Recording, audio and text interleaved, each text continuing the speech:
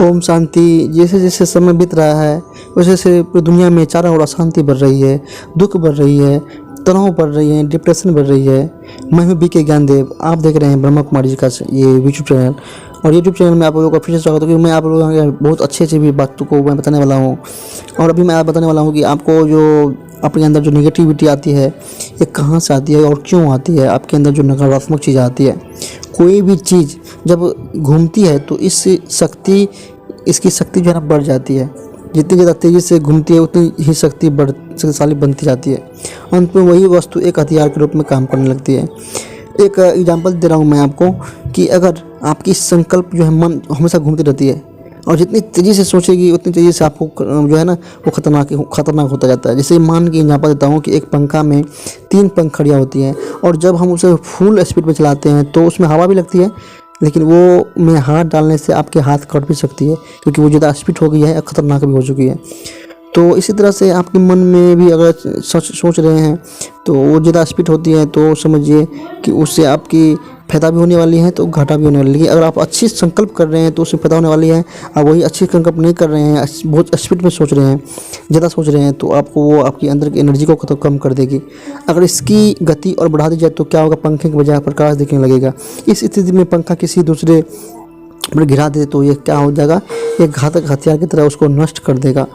बंदूक में गोली जब चलती है तो यह बंदूक के अंदर घूमती हुई जाती है, जिससे इसकी शक्ति बढ़ जाती है और विनाश का काम करती है। ऐसे ही किसी नकारात्मक शब्द को मन में रिपीट करने पर, बार बार रिपीट करने पर यह जो संकल्प शक्ति है, नेगेटिव शक्ति है, ये बहुत शक्तिशाली बन जाती है और अंत में एक सूक्ष्म शस्त्र बन जाता है और वैसा ही विनाशक प्रभाव दूसरे पर होता है।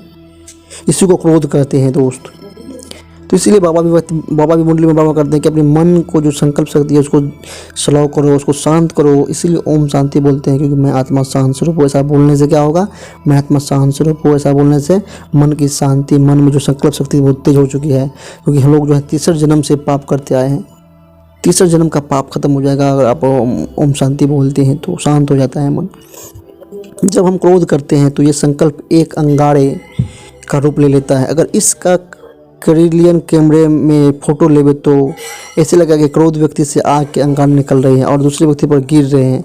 उस व्यक्ति को ऐसी जलन होती है जैसे सचमुच में आग के अंगारे गिरने पर होती है। सोचो भाई, आत्मा में कोई आत्मा है किसी दूसरे आत्मा पर गुस्सा कर रहा है, समझिए उसकी आँखों से, उसके मुँह से, उसके हर एक चेहरे से जैसे लग रहा है कि आग निकल रहा है। वैसे भी इंसान के शरीर में एक वैज्ञानिक ने खोज निकाला है कि अगर इंसान रात को चलता रहता है तो उसके शरीर से, चारों ओर शरीर से एक तरह का प्रकाशित रेंज निकलता रहता है, लेकिन वो रेंज को आप देख नहीं सकते क्योंकि उसका जो है ना तापमान 10% ही होता है। जैसे कि अन्य तरह के जो बिजली होते हैं या अन्य तरह के जो बल्ब होते हैं उसमें 100% रोशनी होती है, लेकिन हमारे शरीर में जो निकलती है रोशनी वो मात्र 10% ही होती है। इसलिए हम आंखों से नहीं देख पाते हैं, लेकिन वो हमारे शरीर से निकलती रहती है हमेशा, प्रकाशमय शरीर से।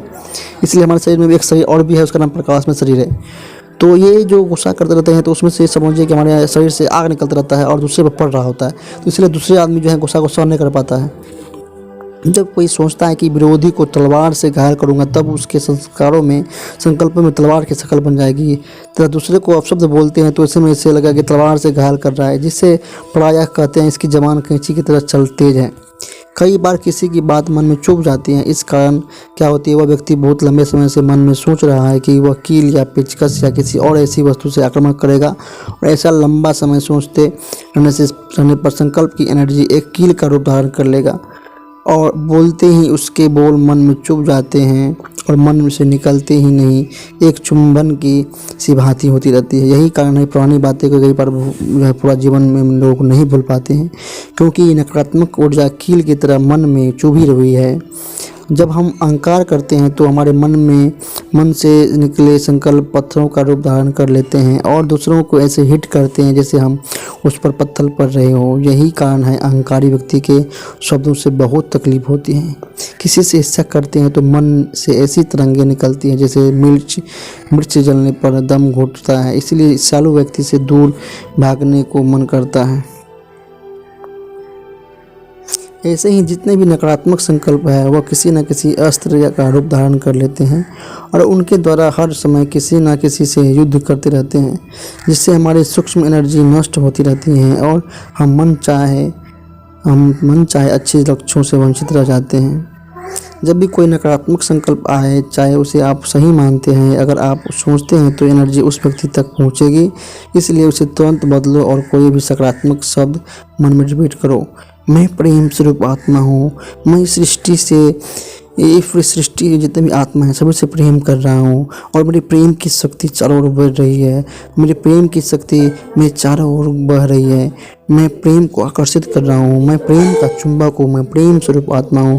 प्रेम की शक्ति परमात्मा ने मुझे दे दी है और ये प्रेम की शक्ति पूरे वर्ल्ड में फैल रही है और जितनी भी आत्मा है सभी प्रेम से जी रही है, प्रेम को अनुभूति कर रही है। इस तरह के संकल्प लेने से प्रेम की वाइब्रेशन पूरी दुनिया में फैलेगी और चारों ओर प्रेम ही प्रेम, प्रेम ही प्रेम हो जाएगा और ये दुनिया स्वर्ग बन जाएगी।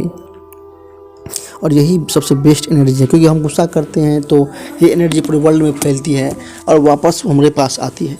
तो हम प्रेम से अगर चारों ओर प्रेम फैलाएंगे और जिन जिन आत्माओं से मेरा आत्मिक संबंध है, इन सभी आत्माओं तक प्रेम की किरणें चारों ओर फैल रही है। इससे क्या होगा कि आपका मन खुश रहेगा और आप प्रेम से सारा काम कर लेंगे। तो ये संकल्प शक्ति जो है बहुत ज़रूरी है।